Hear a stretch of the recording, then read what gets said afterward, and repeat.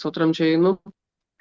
का समय प्रभु ने हमें ऐसा एक अवसर दिया कि हम प्रभु के नाम को महिमा कर पाए, प्रभु के नाम से प्रार्थना कर पाए। प्रभु ने ऐसे समय दिया, इसलिए हम प्रभु का धन्यवाद करेंगे। വിവിധ ദേശത്തിന്റെ വിവിധ ഭാഗങ്ങളിൽ ഇരുന്നു കൊണ്ട് ഇങ്ങനെ നമുക്ക് ഒരുമിച്ച് അതിരാവിലെ ദൈവത്തെ ആരാധിക്കുവാൻ, ദൈവത്തെ മഹത്വപ്പെടുത്തുവാൻ എല്ലാം ദൈവം ഒരുക്കി തന്ന അവസരത്തിനായി ഒരിക്കൽ കൂടി നമുക്ക് ദൈവത്തെ സ്തുതിക്കാം, സ്തോത്രം ചെയ്യാം. हमारे अमेन अलग अलग स्थानों में, क्षेत्रों में बैठकर मिलकर प्रभु का स्तुति और आराधना करने के लिए प्रभु ने ऐसा अवसर दिया, इसलिए मिलकर हम प्रभु के उपस्थिति में हाथ उठाकर हम प्रभु का धन्यवाद करते हैं। എന്തുകൊണ്ടെന്നാൽ വടക്കേന്ത്യയിലെ വിവിധ ഭാഗങ്ങളിലെല്ലാം സഭകളെല്ലാം അടച്ചു പൂട്ടിക്കൊണ്ടിരിക്കുമ്പോൾ ഒരുമിച്ച് കൂടുവാൻ അവസരം അവർ നൽകാതിരിക്കുമ്പോൾ ഇന്ന് നമ്മൾക്ക് വിവിധ ഭാഗങ്ങളിൽ ഇരുന്ന് തന്നെ ദൈവത്തെ ഒരുമിച്ച് മഹത്വപ്പെടുത്തുവാൻ ദൈവം ഒരുക്കി തന്ന അവസരമാണിത്. कारणवश यह है क्योंकि अमीन उत्तर भारत में कई क्षेत्र में जब कलीसियाएं बंद किए जाते हैं और लोग इकट्ठे होने को संभव नहीं हो पाते हैं, ऐसे संदर्भ में भी प्रभु ने हमें अमीन इस भारत के अलग अलग क्षेत्रों से बैठने के लिए अवसर दिया। इसलिए हम प्रभु का स्तुति और धन्यवाद करेंगे। ഹല്ലേലൂയ. അതുപോലെ തന്നെ ഇന്ന് എല്ലാവരെയും കാണുവാൻ അവസരം ലഭിച്ചതിൽ വളരെയധികം സന്തോഷം. എല്ലാവരെയും ഓർത്ത് നന്ദി പറയുന്നു. പ്രത്യേക പാസ്റ്റങ്ങൾ കുടുംബം, ഈ മിഷൻ പ്രവർത്തനത്തിലായിരിക്കുന്ന എല്ലാ ആന്റിമാർ, എല്ലാവർക്കും, എല്ലാ അങ്കിൾമാർക്കും, പ്രത്യേക പാസ്റ്റേഴ്സ്, എന്നെ ഓർത്ത് പ്രാർത്ഥിക്കുന്ന, കുടുംബത്തെ ഓർത്ത് പ്രാർത്ഥിക്കുന്ന എല്ലാവർക്കും വേഗം വരുന്നവനെ ക്രിസ്തുയേശുവിന്റെ നാമത്തിൽ എന്റെ സ്നേഹവന്ദനത്തെ ഞാൻ പ്രാരംഭമായി ഓർപ്പിക്കുന്നു. आज सवेरे आप सभी को फिर से एक और बार देखने के लिए प्रभु ने अवसर दिया। विशेष करके मेरे लिए प्रार्थना किया हुआ आप सभी प्रिय लोगों को, प्रभु के दासों को, अंकल और आंटी लोगों को, सभीयों को प्रभु यीशु मसीह के नाम से जय मसीह की। വേഗത്തിൽ തന്നെ നമുക്ക് വചനചിന്തയിലേക്ക് പ്രവേശിക്കാം. हम जल्दी वचन में से कुछ बात को सीखने के लिए हम आमीन प्रवेश करेंगे। ഇന്ന് നാം വായിക്കുവാനായി പോകുന്നത് യോഹന്നാൻ എഴുതിയ സുവിശേഷത്തിൽ നിന്നാണ്. യോഹന്നാന്റെ സുവിശേഷം 1-ാം അധ്യായം അതിന്റെ 43 മുതൽ 51 വരെയുള്ള ഭാഗങ്ങളിൽ നിന്നാണ് ഇന്ന് ദൈവത്തിന്റെ വചനം നിങ്ങളോട് അറിയിക്കുവാനായി ഞാൻ താല്പര്യപ്പെടുന്നത്. आज हम आमीन जो वचन लेने जा रहे हैं वो यूहन्ना का सुसमाचार पहला अध्याय उसके 43वें वचन से लेकर 51 वचन तक है। और उन वचनों के संदर्भ में मैं प्रभु के वचनों में से कुछ बातों को आपको बताना चाहता हूँ। യോഹന്നാന്റെ സുവിശേഷം 1-ാം അധ്യായം അതിന്റെ 43-ാം വാക്യം ഇപ്രകാരം വായിക്കുന്നു: പിറ്റേന്നാൾ യേശു ഗലീലയ്ക്ക് പുറപ്പെടുവാൻ ഭാവിച്ചപ്പോൾ ഫിലിപ്പോസിനെ കണ്ടു, എന്നെ അനുഗമിക്ക എന്ന് അവനോട് പറഞ്ഞു. यूहन्ना का सुसमाचार पहला अध्याय 43 वचन इस प्रकार से कहता है, दूसरे दिन यीशु ने गलील को जाना चाहा। वह फिलिप्पुस से मिला और कहा, मेरे पीछे हो ले। ഇവിടെ ഈ വചന സന്ദർഭം ഒരുപക്ഷെ നിങ്ങൾക്ക് എല്ലാവർക്കും സുപരിചിതമെന്ന് ഞാൻ വിശ്വസിക്കുന്നു. ഒരുപക്ഷെ ഇല്ലെങ്കിൽ തന്നെ നാം വായിക്കുമ്പോൾ ഇതിനെപ്പറ്റി ഞാൻ കുറച്ച് നിങ്ങളോട് അറിയിക്കുന്നതാണ്. और मैं विश्वास करता हूँ कि ये वचन का जो संदर्भ है वो हम में से हर एक लोगों को अमीन अमीन पहचान होगा। नहीं तो भी मैं कुछ बातों को आपको बताना चाहता हूँ। ഇവിടെ നമ്മൾ നോക്കുമ്പോൾ യേശു ഗലീലയ്ക്ക് പുറപ്പെടുവാൻ ഭാവിച്ചപ്പോൾ ഫിലിപ്പോസിനെ കണ്ടു, എന്നെ അനുഗമിക്ക എന്ന് അവനോട് പറഞ്ഞു. यहाँ पर हम जब वचन को पढ़ते हैं तो वहां लिखा गया है कि यीशु जब गलील को जाना चाहा तो फिलिप्पुस से मिला और उससे कहता है, मेरे पीछे हो ले। ഇവിടെ എന്നെ അനുഗമിക്ക എന്ന് കർത്താവ് യേശു ക്രിസ്തു പറഞ്ഞ, അമേൻ, തന്നെ അനുഗമിച്ച ആദ്യത്തെ ശിഷ്യനാണ് ഈ ഫിലിപ്പോസ്. और फिलिप्पुस के बारे में हम देखते हैं कि यीशु मसीह ने मेरे पीछे हो लेने के लिए कहा हुआ सबसे पहला चेला जो है वो फिलिप्पुस रहा है। ഇവിടെ ഫിലിപ്പോസിനെ കണ്ട ഒരു കർത്താവുണ്ട്. यहाँ पर हम वचन में पढ़ते हैं कि पढ़ेंगे तो ये बात को समझ पाते हैं कि फिलिप्पुस को देखा हुआ एक परमेश्वर है। ഇതേ ഭാഗം തന്നെ നമുക്ക് ആവർത്തിച്ച് ഈ അധ്യായത്തിൽ കാണുവാൻ സാധിക്കുന്നു. അത് ഫിലിപ്പോസ് നഥനീയേലിനെ കണ്ടു, അതുപോലെ തന്നെ യേശു നഥനീയേലിനെ കണ്ടു. ഇങ്ങനെ അമേൻ ചില കൂട്ടിക്കാഴ്ചകൾ, ചില കണ്ടുമുട്ടലുകൾ നമുക്ക് ഈ ഭാഗത്ത് കാണുവാൻ സാധിക്കുന്നു. और यही आयतों में आगे हम पढ़ेंगे तो आगे की आयतों में इस प्रकार से हम देख पाते हैं कि इसके पश्चात फिलिप्पुस जो है नतनिएल को देखा, नतनिएल को यीशु ने देखा ऐसे आमीन एक दूसरे को संदर्भ रखते हुए, संबद्ध रखते हुए देखने का कुछ आमीन एक एक सिलसिले को यहाँ पर हम देख पाते हैं। ഇന്ന് പകൽക്കാലം നമ്മളെ കാണുന്ന, നമ്മോട് കൂടെ അടുത്ത് വരുന്ന ഒരു ദൈവമുണ്ട്. आज सुबह ये बात को हमें समझना जरूरी है कि हमें देखने वाला परमेश्वर एक है और हमारे करीब आने वाला एक परमेश्वर स्वर्ग में है। ഒരുപക്ഷെ നമ്മൾ ചിന്തിക്കും ദൈവം നമ്മളെ കാണുന്നില്ല, ദൈവം നമ്മോട് കൂടെയില്ല. എങ്കിലും നാം മനസ്സിലാക്കണം, നീ ഏത് അവസ്ഥയിലായിരുന്നാലും, നീ എങ്ങനെയായിരുന്നാലും നിന്നെ കാണുന്ന ഒരു ദൈവമുണ്ട്. आमीन। हो सकता है कि हम में से कई लोग ऐसे सोचते बैठेंगे कि मुझे कोई देख नहीं रहा, मेरे परिस्थिति को कोई देख नहीं रहा, परंतु प्रभु का वचन हमें याद दिलाता है कि हमें कोई भी संदर्भ में हम क्यों ना हो, कोई परिस्थिति में हम क्यों ना हो, हमें देखने वाला एक परमेश्वर स्वर्ग में है। ഇവിടെ എന്നെ അനുഗമിക്കുക എന്ന് പറയുമ്പോൾ കർത്താവ് അവിടെ ഉദ്ദേശിക്കുന്നത് ഒരു ഫിസിക്കൽ എന്ന ഒരു ബാഹ്യമായി എന്നെ അനുഗമിക്കുക എന്നതിൽ ഉപരിയായിട്ട് ആത്മീകമായി എന്റെ പാതയിൽ ചേരുക, എന്റെ മിഷനിലോട്ട് അവൻ അടുത്തു വരിക എന്നതാണ്. और यहाँ ये जब यीशु मसीह उससे कहता है कि मेरे पीछे हो लेना, तो शारीरिक रूप से आमीन यीशु मसीह के साथ होने से भी बढ़कर आत्मिक रूप से ये वचन को हमें समझना है कि यीशु मसीह उसे अपनी सेवकाई के लिए, अपने जो मिशन कार्य हैं उसी में यीशु उसको स्वागत कर रहा है।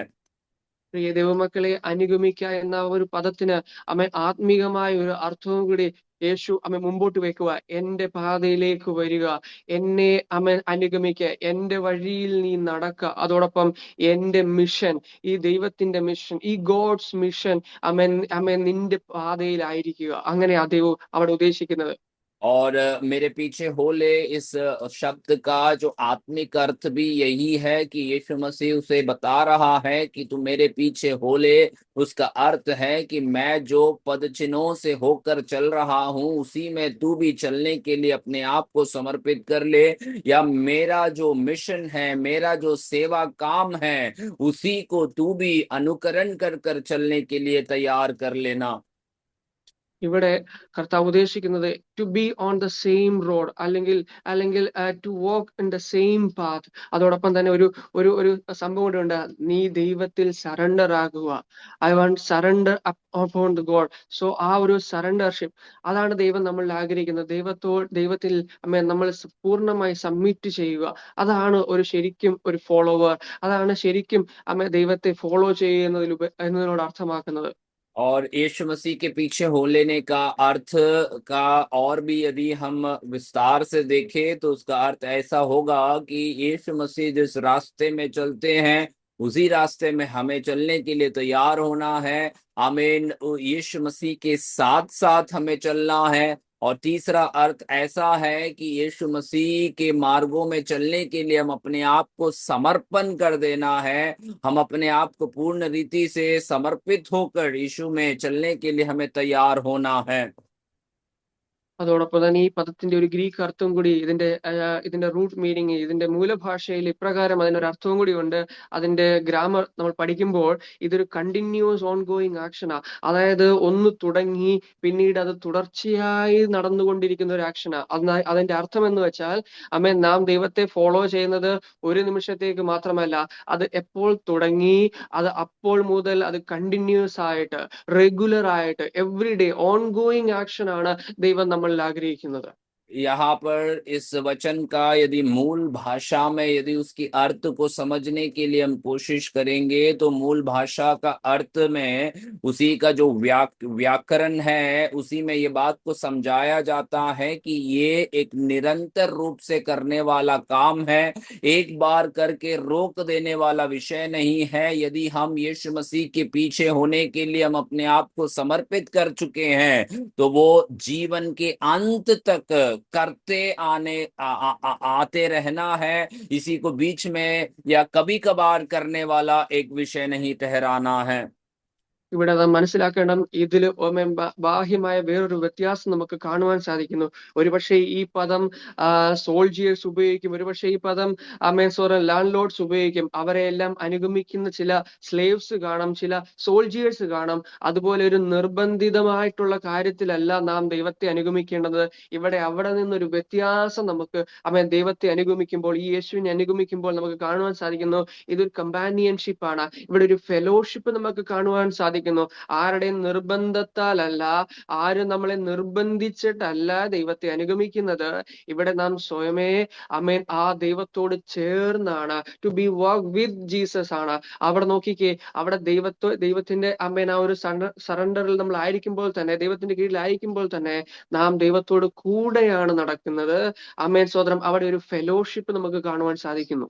और साथ साथ इस आमीन शब्द का यदि बाहरी रूप से हम अर्थ को समझने की कोशिश करें तो ये शब्द हमेशा आमीन कई प्रकार से सेना या कई प्रकार से एक आमीन एक एक एक जमीन की मालिक किस प्रकार से उपयोग करते हैं उसी के संदर्भ में देखा जा सकता है। वहां सब कुछ हम ये बात को समझ सकते हैं कि वहां पर आमीन किसी भी प्रकार का दबाव से या गुलाम जैसे अपने मालिक की सेवा करते हैं, वो आमीन एक दबाव के द्वारा सेवा करने का या पीछा करने का काम दिखाई देता है। परंतु जब यीशु मसीह के साथ जब हम आते हैं, आमीन, वहां पर कोई भी प्रकार का दबाव या जबरदस्ती वाली बात नहीं, परंतु यीशु मसीह के साथ प्रेम के संबंध में, यीशु मसीह के साथ एक संगति के अनुभव में हमें आगे बढ़ते जाना है।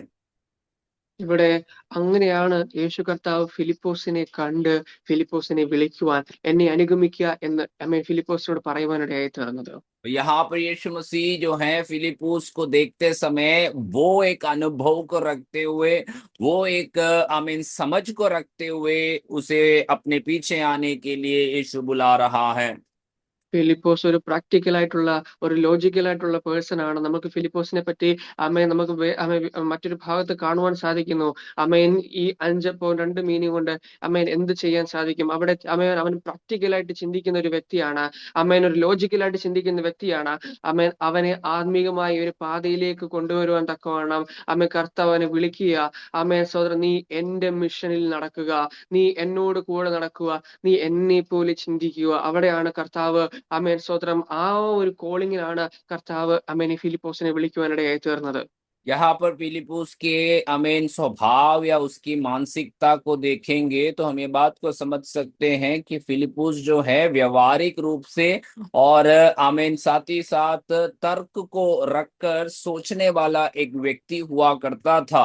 तो फिलिप्पुस के उस विषय में हम आगे भी देखते हैं, जब आमीन 5 रोटी और 2 मछली के संदर्भ में जब यीशु मसीह चेलो आमीन वहां पर बैठे हुए लोगों को खाना खिलाने की बात जब करते हैं तो फिलिप्पुस वहां पर अपना तर्क को उपयोग करके कहता है, इतनी छोटी साधन से हम कैसे उन्हें आमीन खाना आमीन उपलब्ध करा पाएंगे। परंतु फिलिप्पुस को जब यीशु मसीह अपने पीछे आने के लिए बुलाता है, यीशु मसीह उससे कह रहा है तो अपने तर्क को हटाकर मेरे पीछे पूर्ण मन के साथ विश्वास करते हुए पीछे हो लेने के लिए उसे आमीन एक विनती और आवाहन देता है।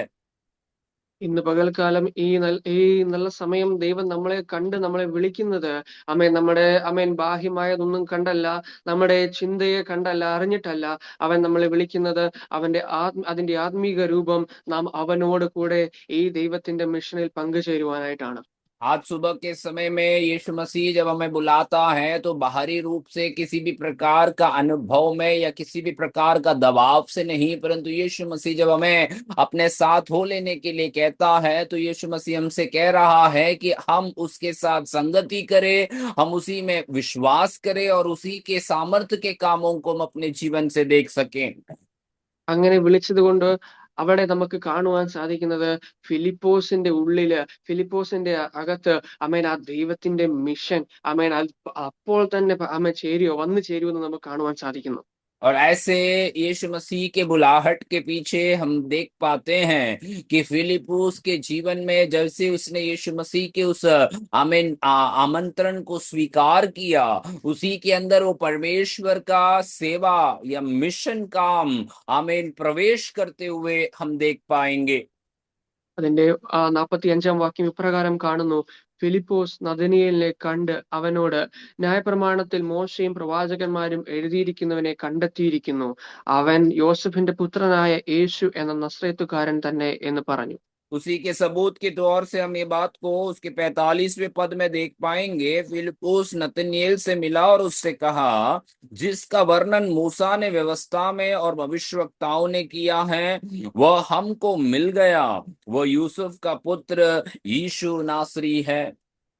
ഇവിടെ നോക്കിക്കേ, ഇവിടെ ഈ ഫിലിപ്പോസിന് ഈ ഒരു സന്ദേശം ലഭിച്ചിട്ട് ഫിലിപ്പോസ് ചെന്ന് അമേൻ നഥനയേലിനെ കാണുന്നത് നമുക്ക് ഇവിടെ കാണുവാൻ സാധിക്കും. ഇവിടെ ആ മിഷൻ ഒരാളിൽ നിന്ന് അമേൻ അടുത്തൊരാളിലേക്ക് അമേൻ സോദരം അത് വ്യാപരിക്കുന്നു, അത് അമേൻ ഷെയർ ചെയ്യുന്നു. അമേൻ ദൈവം നമ്മളോട് എന്താ അറിയിച്ചിരിക്കുന്നത്? അമേൻ ലോകത്തെങ്ങും പോയി ഈ സുവിശേഷം അറിയിക്കാൻ. ഇവിടെ ആ ഒരു അമേൻ മിഷൻ, ദൈവത്തിന്റെ പ്ലാൻ അമേൻ അത് ഫിലിപ്പോസിന്റെ ഉള്ളിൽ നിന്ന് അപ്പോൾ തന്നെ അത് നമുക്ക് അമേൻ തുടർന്ന് അമേൻ ഓൺ ഗോയിങ് ആക്ഷൻ സ്റ്റാർട്ട് ചെയ്യുന്നത് കാണുവാൻ സാധിക്കുന്നു. और फिलिप्पुस के जीवन में इसका एक परिणाम स्वरूप कि यीशु मसीह के उस मिशन को उसने अपने जीवन में पूर्ण रीति से स्वीकार किया है, उसी के फलस्वरूप हम देखते हैं कि फिलिप्पुस जैसे नतनएल को मिलता है तो नतनएल को यीशु मसीह के पीछे आने के लिए वो आमंत्रण देता है, कहता है कि हमने वो यीशु नासरी जो भविष्यवक्ताओं के पुस्तक में बताया गया है वो हमें मिल चुका है। तो एक निरंतर होने वाला एक क्रिया काम को हम वहां पर उसके जीवन से देखते हैं। ഈ ദൈവത്തിന്റെ മിഷൻ എന്ന് പറയുന്നത് ആമേൻ ഹല്ലേലൂയ ആദ്യം തുടങ്ങുന്നത് ദൈവത്തിൽ നിന്ന് തന്നെയാണ്. ദൈവത്തിൽ നിന്ന് ഒരു കോളിംഗ് നമുക്ക് ലഭിക്കുമ്പോഴാണ് ഈ മിഷൻ സ്റ്റാർട്ട് ചെയ്യുന്നത്. यीशु मसीह का जो सेवा कार्य है वो पहले उसी की ओर से उसी का शुरुआत होता है। जब यीशु मसीह एक व्यक्ति को अपने सेवा के लिए बुलाहट देता है तो पहला पहल वो परमेश्वर की ओर से हमें देख पाते हैं। നോക്കിക്കേ, ഫിലിപ്പോസ് ഒരു ഫ്രഷ് ബിലീവറാ, എന്ന് വെച്ചാൽ വിളിച്ചതേ ഉള്ളൂ, ദൈവത്തെ അനുഗമിക്കാൻ എന്ന് പറഞ്ഞ് തുടങ്ങിയതേ ഉള്ളൂ. അപ്പോൾ തന്നെ ആ ദൈവത്തിന്റെ മിഷൻ അവന്റെ ഉള്ളിലേക്ക് വരുവാനിടയായി തീർന്നു. അവൻ അത് മനസ്സിലാക്കി, അതവൻ തിരിച്ചറിഞ്ഞ് ആമേൻ ഹല്ലേലൂയ അടുത്തൊരാളെ കൂടി ദൈവത്തിങ്കിലേക്ക് കൊണ്ടുവരുവാൻ ആമേൻ ഈ ഫിലിപ്പോസിന് സാധിച്ചു. इस संदर्भ में हम जब देखेंगे तो फिलिप्पुस एक पूर्ण रीति से नए विश्वासी हैं, उसी के अंदर हाल ही में यीशु मसीह का वो आमंत्रण उसने स्वीकार किया था, परंतु तुरंत ही उसी के जीवन से वो सेवा कार्य को वो आगे बढ़ाता है। जैसे ही वो नतनएल से मिलता है, नतनएल को भी वो यीशु के पास आने के लिए आमंत्रण देता है। ഇന്ന് പലപ്പോഴും നമ്മുടെ കാരണങ്ങളിൽ ഒന്നാണ്, ഞാൻ വെറും ഒരു ബിലീവറാണ്, ഞാൻ വെറും ഒരു വിശ്വാസിയാണ്, എന്നെ കൊണ്ട് എങ്ങനെ ഈ വചനം ഷെയർ ചെയ്യാൻ സാധിക്കും, എന്നെ കൊണ്ട് ഈ ദൈവത്തിന്റെ മിഷൻ എങ്ങനെ മറ്റുള്ളവരിലേക്ക് എത്തിക്കുവാൻ സാധിക്കും. എന്നാൽ പ്രിയ ദൈവമക്കളെ, നാം ഓർക്കുക, ഫിലിപ്പോസിനെ കാണുക, ഫിലിപ്പോസിനെ വിളിച്ചതേ ഉള്ളൂ. ആ സമയത്ത് തന്നെ ആ മിഷൻ, ദൈവത്തിന്റെ മിഷൻ അവന്റെ ഉള്ളിൽ വരുവാനും അത് അവനെ തിരിച്ചറിയുവാനും അത് അവന് നടത്തുവാനും സാധിച്ചു. ഇന്ന് പ്രിയ ദൈവമക്കളെ, നാമും ഒരു വെറും വിശ്വാസിയായിരിക്കാതെ ഈ ദൈവത്തിന്റെ മിഷൻ ക്യാരി ചെയ്യുന്നവരായിരിക്കണം. ഇത് മറ്റുള്ളവരിലേക്ക് എത്തിക്കുന്നവരായിരിക്കണം. और आज सुबह के समय में एक सच्चाई को हमें समझना है कि कई बार हम और आप जो है साधारण एक विश्वासी के संदर्भ में यदि देखेंगे तो वो कहते हैं कि मैं कैसे प्रभु का सेवा काम को मैं आगे बढ़ा सकता हूँ, मैं केवल एक विश्वासी ही हूँ, मुझे कुछ मालूम नहीं है। इस प्रकार का बहाने को हम देते हैं। परंतु यहाँ फिलिप्पुस के जीवन में देखे, वे केवल आकर कुछ समय ही हुआ था कि उसने तुरंत अपने जीवन से दूसरों को प्रभावित करने का कार्य उसने शुरुआत कर चुका है। പ്രിയ ദൈവമക്കളെ, ഇവിടെ നാം ഈ ഫിലിപ്പോസിനെ നോക്കുമ്പോൾ, നമ്മുടെ ജീവിതവുമായി നോക്കുമ്പോൾ നമുക്ക് ഒരുപക്ഷെ പറയുവാൻ സാധിക്കും, എങ്ങനെ ഞാൻ ഈ വചനം ഷെയർ ചെയ്യും, എങ്ങനെ ഞാൻ ഈ മിഷൻ മറ്റുള്ളവരിലേക്ക് എത്തിക്കും. ഒരുപക്ഷെ നമ്മൾ വിചാരിക്കുന്നത് ഇത് വളരെ പ്രയാസമുള്ള കാര്യമെന്നാണ്. എന്നാൽ നാം ഫിലിപ്പോസിനെ ഈ ഭാഗത്ത് നോക്കുമ്പോൾ അതിന്റെ 46, 47 വായിക്കുമ്പോൾ കാണുന്നത്, നഥനിയേൽ അവനോട്, നസ്രയത്തിൽ നിന്ന് വല്ല നന്മയും വരുമോ എന്ന് പറഞ്ഞു. ഫിലിപ്പോസ് അവനോട് വന്ന് കാണുക എന്ന് പറഞ്ഞു. और आमीन, फिलिप्पुस के जीवन से हमें बात को देखते हैं कि केवल उसने यीशु मसीह के कार्यों को करने के लिए अपने जीवन को समर्पित नहीं किया, परंतु पूर्ण रीति से उसी को आमीन आमीन पीछा करने के लिए वो तैयार रहा, दूसरों को प्रभावित करने के लिए तैयार रहा। जब यीशु फिलिप्पुस जो है नतनिएल से जब बातचीत करता है, तो नतनिएल फिलिप्पुस से ये सवाल को पूछता है कि क्या कोई अच्छी वस्तु भी नाजरेत से निकल सकती है? तो वो वहां उसी से कहता है, तू स्वयं आकर देख लेना। ഇവിടെ നാം മനസ്സിലാക്കേണ്ടുന്നത്, പലപ്പോഴും നമ്മൾ നമുക്കൊരു ഭയം ഉണ്ടാകുന്നത്, പലപ്പോഴും നമുക്കൊരു പ്രയാസം അനുഭവപ്പെടുന്നത് ദൈവത്തിന്റെ വചനം ഷെയർ ചെയ്യുമ്പോൾ നമ്മൾ നേരിടുന്ന ക്വസ്റ്റ്യൻസ് ആണ്. और कई बार हमें और आपको भयभीत कराने वाला या चिंता में डालने वाला विषय यह है कि कई बार हम यदि सुसमाचार सुनाने के लिए जाएंगे, तो हमें सामना आने वाले जो भी सवालों का जवाब हम किस प्रकार से दे पाएंगे, इसी के विषय में हम कई बार चिंता में बैठ जाते हैं। നമ്മൾ ഒരുപക്ഷെ വളരെ പ്രയാസമുള്ള ചോദ്യങ്ങൾ നേരിട്ടെന്ന് വരാം. ഒരുപക്ഷെ നമ്മൾക്ക് അറിയാത്ത കാര്യങ്ങൾ നേരിട്ടെന്ന് വരാം. എന്നാൽ നമ്മൾ എന്താണ് അവിടെ ചെയ്യേണ്ടത്? You have to come and see. നിങ്ങൾ വന്ന് കാണുക. ആമേൻ. നിങ്ങളൊന്ന് ജസ്റ്റ് യേശുവിനെ അവരുടെ ഉള്ളിലേക്ക് ഇൻട്രൊഡ്യൂസ് ചെയ്യുക. और आमीन, कई बार हो सकता है कि हम अपने जीवन में जो है बड़े कठिन सवालों को हमें सामना करना पड़े। कई बार कठिन आमीन सवालों को हम आमीन शायद हमें चिंता होगी कि हम उसकी जवाब दे पाएंगे कि नहीं, परंतु उससे भी बढ़कर हमें बात को समझना जरूरी है कि कैसे जवाब देंगे। इससे बढ़कर आमीन हमें ये बात को समझना है कि हमें आकर देखना है कि यीशु मसीह में क्या हो रहा है। നമ്മൾ വിചാരിക്കുന്നത് ഈ ക്വസ്റ്റ്യൻസിനെല്ലാം മറുപടി പറഞ്ഞാലേ നമുക്ക് ദൈവത്തിന്റെ മിഷൻ ഷെയർ ചെയ്യുവാൻ സാധിക്കൂ എന്നാണ്. എന്നാൽ അങ്ങനെയല്ല പ്രിയ മക്കളെ. ഇത് ഈ ക്വസ്റ്റ്യൻസിനെ നമ്മൾ ഒന്ന് ആൻസർ ചെയ്യാൻ പോയാൽ വീണ്ടും ക്വസ്റ്റ്യൻസ് വന്നുകൊണ്ടേയിരിക്കും. നമ്മൾ അതിന് ആൻസർ പറഞ്ഞുകൊണ്ടേയിരിക്കണം. എന്നാൽ അതിൽ നിന്ന് മാറി അവിടെ നിന്ന് നാം യേശുവിനെ അവർക്കൊന്ന് ഇൻട്രൊഡ്യൂസ് ചെയ്ത് കൊടുക്കുമ്പോൾ, വന്ന് നീ കാണുക, യേശുവിനെ ഒന്ന് പരിചയപ്പെടുത്തി കൊടുക്കുമ്പോൾ അവര് സ്വതന്ത്രം ആ കർത്താവിലേക്ക് വരുവാനിടയായി തീരും. और कई बार हम आमीन ऐसे लोगों के सवालों का जवाब देते रहेंगे, तो एक सवाल के बाद दूसरा सवाल उठेगा और हम उसी की ही जवाब देते बैठ जाएंगे। परंतु कई बार हमें प्रभु को पहचान कराने के समय में हमें उनको ऐसे भी बोलना जरूरी है कि आकर तुम स्वयं देख ले कि परमेश्वर का काम कैसे हो रहा है। ഇതേ ഭാഗം നമുക്ക് യോഹന്നാന്റെ സുവിശേഷത്തിൽ തന്നെ 4-ാം അധ്യായം അതിന്റെ 28, 29 വാക്യങ്ങളിൽ കാണുവാൻ സാധിക്കുന്നു. ഒരു നല്ല ശമരിയക്കാരി സ്ത്രീ, അവൾ ഇപ്രകാരമാണ് പറയുന്നത്. അതിന്റെ 24-ന്റെ 28, 29 വായിക്കുന്നു. അനന്തരം സ്ത്രീ പാത്രം വെച്ചിട്ട് പട്ടണത്തിൽ ചെന്ന് ജനങ്ങളോട്, ഞാൻ ചെയ്തതൊക്കെയും എന്നോട് പറഞ്ഞ ഒരു മനുഷ്യനെ വന്നു കാൺമീൻ, അവൻ പക്ഷെ ക്രിസ്തുവായിരിക്കുമോ എന്ന് പറഞ്ഞു. और यहाँ हम इसी संदर्भ में एक और आमीन घटना को हम देखते हैं, यूहन्ना का सुसमाचार उसका 4 अध्याय में आमीन उस सामरी स्त्री के बारे में। उस सामरी स्त्री ने जब यीशु मसीह को अनुभव किया, उसने यीशु मसीह को पहचान लिया, तो अपना घड़ा को वहां पर छोड़कर अपने नगर में जाकर लोगों से यीशु मसीह के बारे में बताने लगा। तो जब वो लोग उनसे सवाल करने लगे, तो उस स्त्री ने कहा कि तुम स्वयं आकर उसे देख लेना। നോക്കിക്കേ, നമ്മളെ കണ്ടൊരു ദൈവമുണ്ട്, നമ്മളെ കണ്ട ഒരു യേശു കർത്താവുണ്ട്. നാം ഇന്ന് ആ യേശു കർത്താവിന്റെ അടുക്കിലേക്ക് മറ്റുള്ളവരെ വിളിച്ച് അവരെയും കൂടി സ്വതന്ത്രം അവരും കൂടി ഈ കർത്താവിനെ കാണുവാനിടയായി തീരണം. और एक बात को हमें समझना है कि हमें देखा हुआ परमेश्वर, हमें जाना हुआ एक परमेश्वर है, तो हम और आपका एक कर्तव्य है कि हम जिस परमेश्वर को जान लिया है, वो परमेश्वर को दूसरों को भी पहचान करा कर देना है। तो उनसे हमें ये बात को बताना है कि तुम स्वयं आकर उस यीशु मसीह को देख लेना। ഇവിടെ നാം മനസ്സിലാക്കേണ്ട ഒരു കാര്യം, അമേൻ, കർത്താവിനെ നാം കാണുവാൻ തയ്യാറാകുമ്പോൾ അമേൻ മറ്റുള്ളവരെയും കൂടി അമേൻ അതിലേക്ക് വിളിക്കുവാൻ നാം തയ്യാറാകണം. ഒരുപക്ഷെ നമുക്ക് ഒന്നും അറിയത്തില്ലെങ്കിൽ പോലും അമേൻ നമുക്ക് ഷെയർ ചെയ്യുവാൻ വലിയ കാര്യങ്ങളൊന്നും അമേൻ പറയുവാൻ അറിയത്തില്ലെങ്കിൽ പോലും അമേൻ സ്വതന്ത്രം ഇന്ന് അമേൻ ഈ ഫിലിപ്പോസിനെ പോലെ അമേൻ ആ ശമരിയക്കാരത്തെ സ്ത്രീയെ പോലെ അമേൻ മറ്റുള്ളവരെ കൂടി ഈ പാതയിലേക്ക് കൊണ്ടുവരുവാൻ യേശുവിനെ അമേൻ സ്വതന്ത്രം അവരുടെ മുമ്പാകെ ഇൻട്രൊഡ്യൂസ് ചെയ്യുവാൻ नाम ठहरागणम। आज सुबह के समय में आमीन, हम एक बात को समझ लेना जरूरी है कि हमारे जीवन में हम शायद आमीन यीशु मसीह के बारे में बहुत सारी बातों को बोलने के लिए हमें शायद आमीन ज्यादा आमीन अनुभव या जानकारी नहीं होगा हमारे पास, लेकिन एक सच्चाई हमें कभी भूलना नहीं है, जो हमने जाना है, जो हमने देखा है, वो हमें उसी के द्वारा हमें दूसरों को प्रोत्साहित करना है कि वो आकर स्वयं उस यीशु को जो हमने देखा है वो भी देख ले।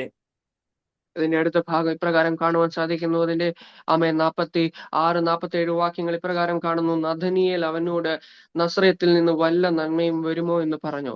ഫിലിപ്പോസ് അവനോട്, വന്ന് കാണുക എന്ന് പറഞ്ഞു. നഥനിയേൽ തന്റെ അടുക്കൽ വരുന്നത് യേശു കണ്ടു, ഇതാ സാക്ഷാൽ ഇസ്രായേലിയൻ, ഇവനിൽ കപടമില്ല എന്ന് അവനെ കുറിച്ച് പറഞ്ഞു.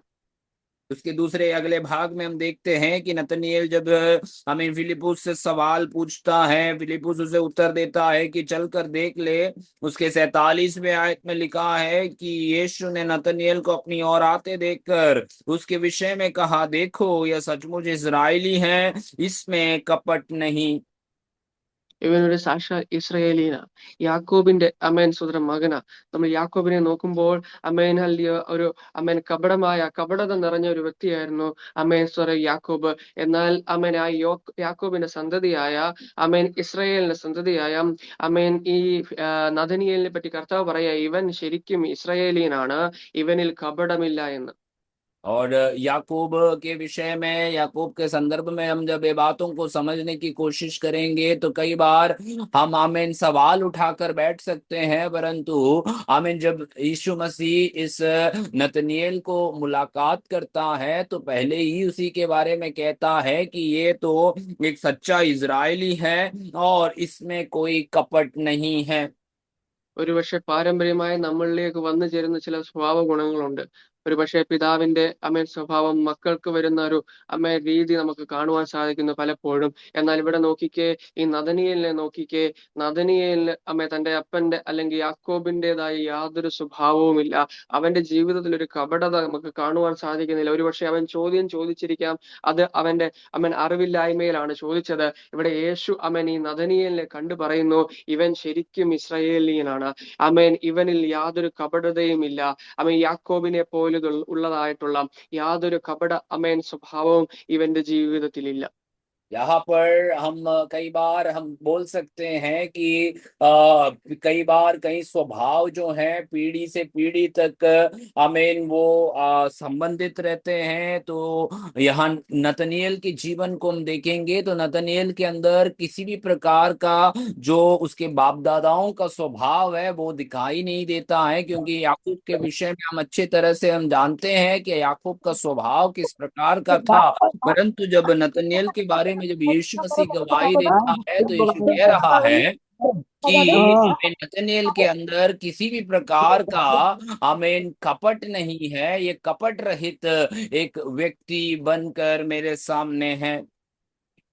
ഇവിടെ നോക്കിക്കേ, ഈ നഥനിയേലിനെ അമേൻ യേശു കണ്ടിട്ട് ഇവിടെ നഥനിയേൽ ഇപ്രകാരം പറയുന്നു, എന്നെ എവിടെ വെച്ച് അറിയുമെന്ന് ചോദിച്ചതിന് ഫിലിപ്പോസ് നിന്നെ വിളിക്കും മുമ്പേ നീ അത്തിയുടെ കീഴിൽ ഇരിക്കുമ്പോൾ ഞാൻ നിന്നെ കണ്ടു എന്ന് യേശു ഉത്തരം പറഞ്ഞു. यहाँ पर नतनिएल यीशु मसीह से पूछता है कि तू मुझे कैसा जानता है, तो यीशु उसे उत्तर देता है कि जब तू अंजीर के पेड़ के तले था तब मैंने तुझे देखा था। ഇവിടെ ഇതിന് രണ്ടർത്ഥമുണ്ട്. ഒരു പക്ഷെങ്കിൽ അമ്മേൻ ഇതിന്റെ അമ്മേൻ ശരി ഇത് അതിന്റെ ലിറ്ററൽ വേർഡ്സ് മീനിങ്ങിൽ എടുക്കുമ്പോൾ അമ്മേൻ ഇവിടെ നമുക്ക് കാണുവാൻ സാധിക്കും, നീ അത്തിയുടെ കീഴിൽ ഇരിക്കും മുമ്പേ അമ്മേനെ ഫിലിപ്പോസ് നിന്നെ വിളിക്കും മുമ്പേ ഞാൻ നിന്നെ കണ്ട ഒരു ദൈവമുണ്ട്. ഒരു പക്ഷേ അമ്മേ ദൈവത്തിന് സകലതും മുൻകൂട്ടി അവൻ അറിയാൻ പറ്റും. और इसमें दो अर्थ को हम समझ पाते हैं उस आयत के संदर्भ में कि वो जब अंजीर के पेड़ के नीचे बैठा था, या फिर हम ऐसे बता सकते हैं कि फिलिप्पुस, तुझे आकर बुलाने से पहले ही मैंने तुझे देख लिया था, जान लिया था। तो पहले ഇവിടെ से ये നോക്കിക്കേ परमेश्वर हमें हमारे बारे में जान रखने वाला, समझ रखने वाला एक परमेश्वर है वो। ഇവിടെ നാം നോക്കിക്കേ നീ അത്തിയുടെ കീഴിലാണെങ്കിലും നീ അത്തിയുടെ മുകളിലാണെങ്കിലും ഒരുപക്ഷെ നീ നഥനീയേലിനെ പോലെയാണെങ്കിലും നീ സക്കായിയെ പോലെയാണെങ്കിലും ആമേൻ നിന്നെ കാണുന്ന ഒരു ദൈവമുണ്ട്, നിന്നെ അറിയുന്ന ഒരു ദൈവമുണ്ട്. आप चाहे उस अंजीर के पेड़ के नीचे बैठे हो या अंजीर के पेड़ के ऊपर बैठे हो, आप कहीं पर भी क्यों ना हो, आपकी सच्ची दशा को जानने वाला, आमीन, देखने वाला एक परमेश्वर स्वर्ग में है। ഇവിടെ നാം നോക്കിക്കേ രണ്ടുപേരിൽ ഒരു പ്രത്യേകത നമുക്ക് കാണും. ഒന്ന്, അവൻ നമുക്ക് വചനത്തിൽ തന്നെ കാണുവാൻ സാധിക്കുന്നു. സക്കായി അവനെ കാണുവാൻ ആഗ്രഹിച്ച കാട്ടത്തിയുടെ മേൽ വലിഞ്ഞു കയറിയത്. ഇവിടെ അമ്മേ ഈ നദനിയലിനെ പറ്റി അത്തിയുടെ കീഴിൽ ഇരിക്കുക എന്ന് പറയുന്നതിന് അമ്മേ സ്വതന്ത്രം ആ സമയത്ത് ഇപ്രകാരം ഒരു അർത്ഥം കൂടി ഉണ്ട്. ആമേൻ ഒരു മസയെ നോക്കിയിരിക്കുക, വരുന്ന ഒരു രാജാവിനെ നോക്കിയിരിക്കുക എന്ന് പറയുന്നതാണ് അത്തിയുടെ കീഴിൽ ഇരിക്കുക എന്നതുകൊണ്ട് വേറൊരു ഉപമ നമുക്ക് മനസ്സിലാക്കുവാൻ സാധിക്കുന്നത്. और इस आमीन अंजीर के पेड़ के नीचे बैठना या जक्कई के जैसे अंजीर के पेड़ के ऊपर आमीन चढ़कर यीशु मसीह को देखने के लिए जाना, इस दोनों संदर्भ में से एक अर्थ को हम समझ पाते हैं कि अंजीर के पेड़ के नीचे इंतजार करने का अर्थ ऐसा भी है कि उस मसीहा को इंतजार करना, आमीन, उस मसीहा के बाट जोते रहना। നോക്കിക്കേ ഇവിടെ രണ്ടിടത്തും ദൈവത്തിന്റെ മിഷൻ, നാം ദൈവത്തെ നോക്കിക്കൊണ്ട് ദൈവത്തെ കാണുവാൻ ആഗ്രഹിച്ച് താല്പര്യത്തോടെ ഇരിക്കുകയാണെങ്കിലാണ് സോറ നമുക്ക് അവനെ കാണുവാൻ സാധിക്കത്തുള്ളൂ. तो यहाँ पर दोनों जगह परमेश्वर की उस सेवा काम को हम देख पाते हैं। यदि हमारे जीवन में एक आग्रह है, इच्छा है, और हम मसीह को इंतजार करते रहेंगे, तो ही हम यीशु मसीह को अपने जीवन में देख पाएंगे। നമ്മുടെ ജീവിതത്തിൽ കപടതയുണ്ടെങ്കിൽ നമുക്ക് യേശുവിനെ കാണുവാൻ സാധിക്കത്തില്ല. हमारे जीवन के अंदर किसी भी प्रकार का कपट है तो हम यीशु मसीह को देख नहीं पाएंगे। നമ്മുടെ ജീവിതത്തിൽ നാം ക്രിസ്തുവിനെ കാണുവാൻ ആഗ്രഹിക്കുന്നില്ല എങ്കിൽ, നമ്മുടെ ഉള്ളിൽ അങ്ങനെ ഒരു ആഗ്രഹമില്ല എങ്കിൽ നമുക്ക് കർത്താവിനെ കാണുവാൻ സാധിക്കത്തില്ല. यदि हम यीशु मसीह को देखने के लिए किसी भी प्रकार की चाहत और इच्छा हम अपने अंदर नहीं रखते हैं, तो भी हम यीशु मसीह को देख नहीं पाएंगे। ഇന്ന് നിന്നെ വിളിക്കുന്നത് യേശുവാണെങ്കിലും, ഇന്ന് നിന്നെ വിളിക്കുന്നത് നിന്റെ സഹോദരനാണെങ്കിലും, നീ കർത്താവിനെ കാണുവാൻ ആഗ്രഹിക്കുന്നുണ്ടോ എങ്കിൽ മാത്രമേ ആ കർത്താവിനെ നിനക്ക് കാണുവാൻ സാധിക്കത്തുള്ളൂ. आज आपको बुलाने वाला, चाहे आपका भाई हो या आपको बुलाने वाला आपका प्रभु हो, आप यीशु को मिलना चाहते हैं तो ही आप यीशु मसीह को अपने जीवन में देख पाएंगे। ഒരുപക്ഷെ നീ എവിടെയായിരുന്നാലും, നീ നിന്റെ സാഹചര്യം എങ്ങനെയായിരുന്നാലും അതൊന്നും ഒരു വിഷയമല്ല. കർത്താവ് നിന്നെ മുന്നമേ കണ്ടിട്ടുണ്ട്. നീ ആയിരിക്കുന്ന സ്ഥലത്ത് നിന്റെ ഹൃദയത്തിലെ ചിന്തകൾ പോലും അവൻ ഗ്രഹിച്ചറിയുവാനായിട്ട് സാധിക്കും. आप कहीं पर भी क्यों ना हो, आप कैसे भी परिस्थिति में क्यों ना हो, आपका परमेश्वर, आप जहां पर भी हैं, आपको वो जानता है। आपके आमीन हर एक सोच विचार को भी ध्यान रखने वाला वो परमेश्वर है वो। ഇവിടെ നോക്കിക്കേ, വളരെ കൃത്യമായിട്ടാണ് യേശു പറയുന്നത്. നീ അത്തിയുടെ കീഴിലിരിക്കും മുമ്പേ, നിന്നെ ഫിലിപ്പോസ് വിളിക്കും മുമ്പേ ഞാൻ നിന്നെ കണ്ടിരിക്കുന്നു. ഞാൻ നിന്നെ അറിഞ്ഞിരിക്കുന്നു. അതിന്റെ അർത്ഥം എന്താ? നിന്റെ ഉള്ളു പോലും, നിന്റെ ഹൃദയം പോലും എനിക്ക് മറവല്ല. നിന്റെ വിചാരങ്ങൾ വരെ എനിക്കറിയാൻ പറ്റും. और यहाँ आमीन यीशु मसीह जब उससे कहता है कि तू अंजीर के पेड़ के नीचे बैठने से मैं तुझे जानता, उसका अर्थ इतना ही है कि यीशु मसीह के सामने कोई भी बात छिपा हुआ नहीं है, कोई भी बात रहस्यमय नहीं है। वो सब कुछ हमारे जीवन के संदर्भ में बातें जो हैं वो जान जाते हैं, वो समझ जाते हैं।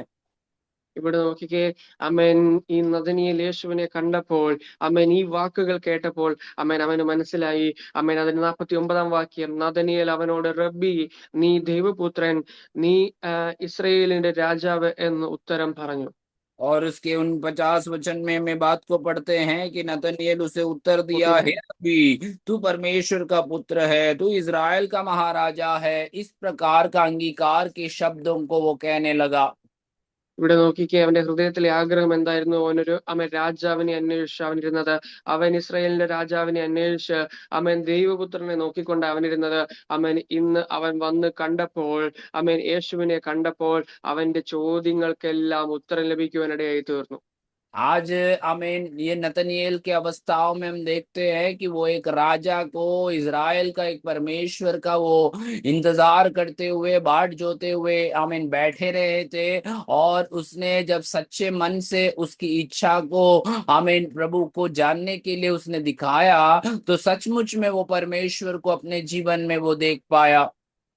ഇന്ന് പല ചോദ്യങ്ങൾക്കും നമ്മൾ മറുപടി പറയാൻ പോകണ്ട.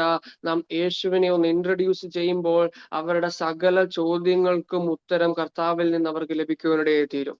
आज हमारे कई जवाबों का, कई सवालों का जवाब को देने के लिए हमें जाने की आवश्यकता नहीं है, परंतु हम केवल यीशु मसीह को अपने जीवन से दूसरों को पहचान करा कर दे, तो उसी के द्वारा बहुत सारे बातों को आमीन वो अपने जीवन में जान पाएंगे। അവരും കർത്താവും തമ്മിലൊരു ഇന്ററാക്ഷനില് അവര് ദൈവത്തോട് അടുക്കുവാനും അവരുടെ ചോദ്യങ്ങൾക്ക്, അവരുടെ ആവശ്യങ്ങൾക്ക് മറുപടി അവർക്ക് ലഭിക്കുവാനും ഇടയായിത്തീരും. वो अपने जीवन में परमेश्वर के साथ का जो संबंध में, मुलाकात में वे परमेश्वर के आमीन उस स्वभाव को और परमेश्वर को वो बेहतर अपने जीवन में वो जान जाएंगे, पहचान कर पाएंगे। ഇതിന്റെ അടുത്ത ഭാഗം 50-ാം വാക്യം ഇപ്രകാരം കാണുന്നു. യേശു അവനോട്, ഞാൻ നിന്നെ അത്തിയുടെ കീഴിൽ കണ്ടു എന്ന് നിന്നോട് പറക കൊണ്ട് നീ വിശ്വസിക്കുന്നുവോ? നീ ഇതിനേക്കാൾ വലിയത് കാണും എന്ന് ഉത്തരം പറഞ്ഞു. अगले भाग में हम देखते उसके 50वें वचन में यीशु ने उसको उत्तर दिया, मैंने जो तुझसे कहा कि मैंने तुझे अंजीर के पेड़ के तले देखा, क्या तू इसीलिए विश्वास करता है? तू इससे भी बड़े बड़े काम देखेंगे। നീ എന്തുകൊണ്ടാണ് ഈ കർത്താവിൽ വിശ്വസിക്കുന്നത്? നീ എന്ത് കാരണത്താലാണ് ഈ കർത്താവിൽ നീ വിശ്വസിക്കുന്നത്? അതാണ് ഇവിടുത്തെ ചോദ്യം. और यहाँ पर सवाल परमेश्वर जो है वो नतनिएल से ये पूछता है कि तू किस कारण से प्रभु यीशु में विश्वास करता है? क्या तूने अद्भुत कार्यों को देखा इसीलिए विश्वास कर रहा है? ഇവിടെ നോക്കിക്കേ, ഈ വാക്യ ഇപ്രകാരം കാണുന്നു, നീ ഇതിനേക്കാൾ വലിയത് കാണുമെന്ന് ഉത്തരം പറഞ്ഞു. और यहाँ वचन में यदि आप ध्यान से देखेंगे तो वहां पर बताया जा रहा है कि तू इससे भी बड़े बड़े कार्यों को तू देखेगा। ഇന്ന് നമ്മുടെ വിശ്വാസം എന്തിനാണ്? അവൻ ചെയ്യുന്ന പ്രവൃത്തിയിലാണോ അതോ അവനിലാണോ? आज हमारा विश्वास किस बात में है? वो प्रभु यीशु करने वाला कार्यों में है या वो प्रभु यीशु में स्वयं है? നോക്കിക്കേ, നമ്മുടെ ജീവിതത്തിൽ വലുതും ചെറുതുമായ പല ആഗ്രഹങ്ങളും ദൈവം സാധിച്ചു തരും. വലിയ വലിയ കാര്യങ്ങൾ നമ്മുടെ ജീവിതത്തിൽ വന്നെന്നിരിക്കും. എന്നാൽ ആ പ്രവൃത്തി കണ്ട് അതിൽ വിശ്വസിക്കുകയാണെങ്കിൽ ഒരു പക്ഷെങ്കിൽ നമ്മൾ അതിൽ നിന്ന് ഇടറിപ്പോകുവാനിടയായി തീരും. എന്നാൽ നമ്മുടെ വിശ്വാസം നമ്മളോട് പറഞ്ഞ വാക്ക് അത് അവനിലാണെങ്കിൽ, ആ ദൈവത്തിലാണെങ്കിൽ നമ്മുടെ വിശ്വാസം മാറിപ്പോകത്തില്ല. और हो सकता है कि हमारे कुछ बातों को हम आमीन जो प्रभु यीशु में देखते हुए विश्वास कर रहे हैं, तो कई बार इन सारी बातों में थोड़ी हलचल और हम विचलित हो सकते हैं, परंतु हम प्रभु में हमारी विश्वास को ठहराए हुए हैं, तो हमारे विश्वास कभी भी हम आमीन भटक नहीं सकते, हम विश्वास में कभी भी कमजोर नहीं हो पाएंगे। ഇന്ന് പകൽക്കാലം പ്രിയ ദൈവമക്കളെ, നമ്മൾ വിളിച്ചവനെ നമ്മൾ വിശ്വസിക്കുവാൻ, നമ്മുടെ ആശ്രയം നമ്മൾ വിളിച്ചവനിലായിരിക്കുകയാണെങ്കിലാണ് ആരാണ് നമ്മളെ വിളിച്ചതെന്ന് മനസ്സിലാക്കി അവനിൽ നമ്മൾ ആശ്രയം വെക്കുമ്പോൾ, അവനെ നാം വിശ്വസിക്കുമ്പോഴാണ് നമ്മുടെ ജീവിതത്തിൽ യേശു പറഞ്ഞതുപോലെ ഇതിലും വലിയ കാര്യങ്ങൾ നിന്റെ ജീവിതത്തിൽ നടക്കുവാനിടയായി തീരും. आज सुबह के समय में बात को हमें समझना जरूरी है कि हमें बुलाया हुआ परमेश्वर में हम यदि सही विश्वास को रखे हैं, तो वो विश्वास ही के द्वारा हमारे जीवन में परमेश्वर का बड़ा कार्यों को हम अपने जीवन में, जैसे वचन में लिखा हुआ है, हम अपने जीवन में देख पाएंगे। അതിന്റെ അവസാന ഭാഗം 51-ാം വാക്യ പ്രകാരം തുടങ്ങുന്നു, ആമേൻ ആമേൻ ഞാൻ നിങ്ങളോട് പറയുന്നു. उसके आखिरी आयत उसकी 51वें वचन में इस प्रकार से लिखता है, मैं तुमसे सच सच कहता हूँ। ഞാൻ നിങ്ങളോട് പറയുന്നു, ആര് പറയുന്നു? യേശുവിനെയാണ് നാം വിശ്വസിക്കേണ്ടുന്നത്. അവന്റെ വാക്കിലാണ് സത്യമുള്ളത്, അവന്റെ വാക്കിലാണ് ഈ പ്രവൃത്തിയുള്ളത്. നാം ആ പ്രവൃത്തിയിലല്ല വിശ്വസിക്കേണ്ടുന്നത്. നമ്മുടെ വിശ്വാസം അത് ദൈവത്തിലായിരിക്കണം. ഞാൻ യേശുവിലായിരിക്കണം. എങ്കിൽ മാത്രമേ വലുതും അഗോചരവുമായ വലിയ കാര്യങ്ങൾ ദൈവം നമുക്ക് വെളിപ്പെടുത്തുകയും നമ്മളെ കാണിക്കുകയും ചെയ്യത്തുള്ളൂ. आज सुबह के समय में किसने हमसे कहा है, उसके कामों में नहीं परंतु उसी में हमें विश्वास करना है। यदि यीशु ने हमसे कहा है कि आमीन तुम मुझसे बड़े कार्यों को देखेंगे, तो यीशु मसीह में हम अपने विश्वास को रखते हुए अपने इस जीवन यात्रा को हम करेंगे, तो बड़े और अद्भुत कामों को हम अपने जीवन में प्रभु यीशु के द्वारा कर पाएंगे। പിന്നീട് അതിന്റെ അവസാന ഭാഗങ്ങളിൽ സ്വർഗം തുറന്നിരിക്കുന്നതും മനുഷ്യപുത്രന്റെ അടുക്കൽ ദൈവദൂതന്മാർ കയറുകയും ഇറങ്ങുകയും ചെയ്യുന്നതും നിങ്ങൾ കാണും എന്ന് അവനോട് പറഞ്ഞു. उसके आखिरी भाग में हम इस प्रकार से लिखा है, देखते हैं कि आमीन तुम स्वर्ग को खुला हुआ देखेगा और परमेश्वर के स्वर्गदूत मनुष्य के पुत्र के ऊपर उतरते और ऊपर जाते हुए देख पाएंगे। ഇവിടെ നമുക്കൊരു റെഫറൻസ് കാണുവാൻ സാധിക്കുന്നത് യാക്കോബിന് ലഭിച്ച ഒരു കോവേണി നമുക്ക് ജെനസിസിൽ അല്ലെങ്കിൽ ഉൽപ്പത്തിയിൽ കാണുവാൻ സാധിക്കുന്നു. 28:12 നമുക്ക് കാണുവാൻ സാധിക്കുന്നു. യാക്കോബ് കണ്ടതായ ഒരു സ്വപ്നമുണ്ട്. യാക്കോബ് കണ്ടതായ ഒരു കോവേണിയുടെ ഒരു സ്വപ്നമുണ്ട്. ഇവിടെ ആ ഒരു സ്വപ്നം നിവർത്തിക്കുന്നത് ആരിൽ കൂടിയാ? തന്റെ സന്തതിയായ നദനീയേലിനോട് പറയുക, നിന്റെ പിതാക്കന്മാർ കണ്ട സ്വപ്നം അത് നിവർത്തിക്കുന്നത് നിന്നിലാണ്, നിന്നിൽ കൂടിയാണ്, നീ കാണുമെന്ന് അവരോട് പറയുവാൻ ദൈവത്തോട്. और यहाँ पर इस वचन के संदर्भ में यदि हम देखेंगे तो पुराने नियम में हम याकूब के भी जीवन में इस प्रकार का एक स्वप्न को उसने देखा था कि स्वर्ग खुला हुआ और एक सीढ़ी, आमीन सीढ़ी में जो है हमें स्वर्गदूत ऊपर चढ़ते हुए नीचे आते हुए, जो उसके पिता ने हमें या बाप दादाओं ने जो आमीन जो स्वप्न देखा है उसका पूर्तिकरण उनके आमीन आमीन उनके संतानों के द्वारा, उनके वंश के द्वारा परमेश्वर पूरा करता है। और नतनिएल को यहाँ पर परमेश्वर कहता है कि तू आमीन स्वर्ग खुला हुआ और ऐसे अनुभवों को तू देखेगा। ഇന്ന് പ്രിയ ദൈവമക്കളെ, നിങ്ങളുടെ പിതാക്കന്മാരോട് ചെയ്ത വാഗ്ദത്തങ്ങൾ, നിങ്ങളുടെ പിതാക്കന്മാരോട് അരുളി ചെയ്തത്, അതിന്റെ നിവർത്തീകരണം ഇന്ന് നിങ്ങളിൽ കൂടെ വെളിപ്പെടുവാനിടയായി തീരും. आज प्रिय लोगों, ये बात को हमें समझना जरूरी है कि आपके बाप दादाओं के जीवन में परमेश्वर ने किया हुआ जो भी वायदाएं हैं वो परमेश्वर जो है आपके जीवन से आने वाले समयों में वो पूरा कर सकता है। പ്രിയ ദൈവമക്കളെ, ഞാൻ ഇന്ന് പറഞ്ഞതിന്റെ ഒരു സംക്ഷിപ്ത രൂപം നിങ്ങളോട് പറയുവാൻ ആഗ്രഹിക്കുന്നു. आज मैंने आपसे जो कुछ बातों को कहा उसको मैं सारांश के रूप में, संक्षिप्त रूप में मैं आपको बताना चाहता हूँ। ഇന്ന് നിന്നെ കാണുന്ന ഒരു ദൈവമുണ്ട്. आज आपको देखने वाला एक परमेश्वर है। നിന്നെ വിളിക്കുന്ന ഒരു ദൈവമുണ്ട്. आपको बुलाने वाला एक परमेश्वर स्वर्ग में है। നിന്നെ അറിയുന്ന, നിന്നെ മുന്നമേ കണ്ടിരിക്കുന്ന ഒരു ദൈവമുണ്ട്. आपको पहले से देखा हुआ और आपको जानने वाला एक परमेश्वर स्वर्ग में है। ഇത് മാത്രമല്ല, നിന്നെ അനുഗ്രഹിക്കുന്ന ദൈവം, നീ അറിയാത്ത വലിയ കാര്യങ്ങൾ നിന്നെ കാണിക്കുന്ന ഒരു അനുഗ്രഹിക്കുന്ന ദൈവം നമുക്കുണ്ട്. इतना ही नहीं, हमें आशीष देने वाला परमेश्वर और हम ना जानने वाले बड़े और अद्भुत कामों को दिखाने वाला एक परमेश्वर स्वर्ग में है। നിന്നോടുള്ള ആലോചനകൾ, നിന്നോടുള്ള വാഗ്ദത്തങ്ങൾ നിവർത്തിക്കുവാൻ തക്കവണ്ണം അവൻ ശക്തനാണ്. आपके प्रति जो परमेश्वर ने वायदाएं दिया है, आपके प्रति जो परमेश्वर ने आमीन प्रेज़ द लॉर्ड आशीषों की बातों को कहा है, वो आपके जीवन में पूरा करने वाला परमेश्वर स्वर्ग में है। ഇത് ദൈവത്തിൽ നിന്ന് തുടങ്ങി, ഈ ദൈവത്തിന്റെ മിഷൻ ദൈവത്തിൽ നിന്ന് തുടങ്ങി അത് കർത്താവിൽ തന്നെ നമുക്ക് എൻഡ് ചെയ്യുന്നത് കാണുവാൻ സാധിക്കും. और ये प्रभु का जो सेवा काम है, प्रभु में शुरुआत करते हुए परमेश्वर में अंत करने के लिए प्रभु हमें मदद करेगा।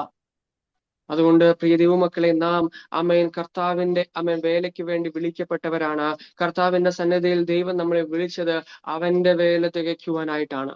इसलिए याद रखना प्रिय लोगों, हम प्रभु की सेवा के लिए बुलाए गए हुए लोग हैं। प्रभु की सेवा को हम अपने जीवन में पूरा करते हुए हमें अपने आमीन इस यात्रा को खत्म करना है।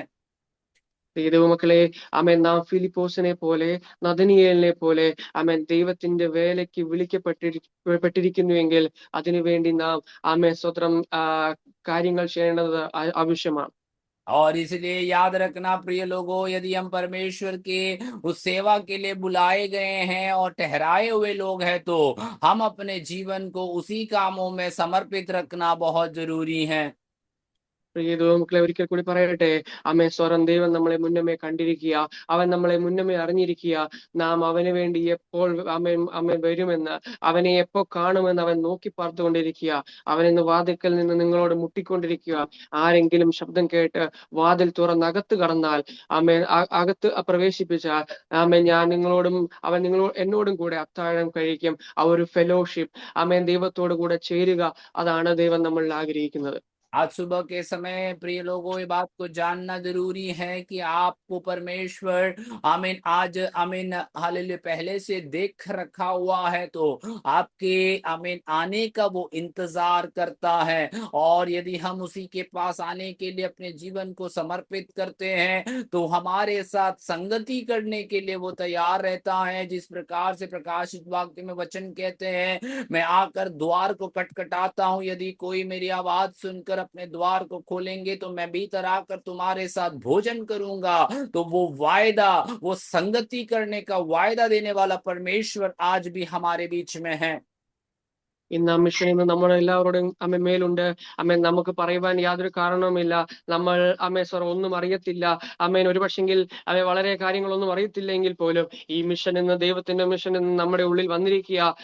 ഇത് നമ്മളിലൂടെ മറ്റുള്ളവരിലേക്ക് എത്തുവാൻ തയ്യാറാക്കണം. ഈ മിഷനിൽ നാം ഓരോരുത്തരും, ഈ ഗോഡ്സ് മിഷനിൽ നമ്മൾ ഓരോരുത്തരും ഒരു ഭാഗവാക്കായി തീരുവാൻ, ഈ ഗോഡ്സ് മിഷൻ നമ്മൾ ഓരോരുത്തരും ദൈവസന്നിധിയിൽ ഹല്ലിയ നമ്മളെ തന്നെ സമർപ്പിച്ച് ഹല്ലിയ ഒരു സറണ്ടർ നമ്മുടെ ജീവിതത്തിൽ ഉണ്ടാകുവാൻ, ഒരു സബ്മിഷൻ നമ്മുടെ ജീവിതത്തിൽ ഉണ്ടാകുവാൻ, യേശുവിന്റെ സ്വതന്ത്രം ആ ഒരു സബ്മിഷനിൽ നാം ഈ ഗോഡ്സ് മിഷനിൽ ഒരു പാർട്ട് ആവുമ്പോൾ ദൈവം നമ്മളെ അനുഗ്രഹിക്കുവാൻ തയ്യാറാകും.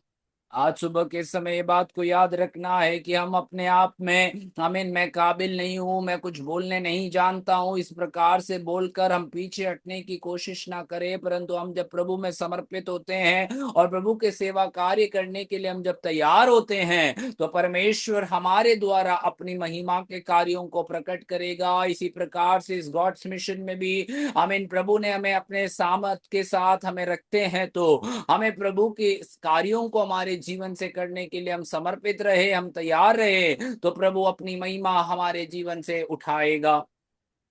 ഈ വചനങ്ങളാൽ ദൈവം നമ്മളെ ധാരാളമായി അനുഗ്രഹിക്കട്ടെ.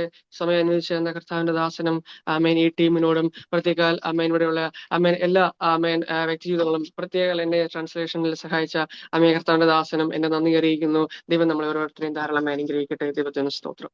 प्रभु हम सबको बहुत आयत से इन वचनों के द्वारा आशीष देने पाए, समय आमीन उपलब्ध कराए वह प्रभु के दासों को और इस सारे समूह को मैं अपने धन्यवाद देता हूं। प्रभु आप सभी को आशीष दे, आमीन।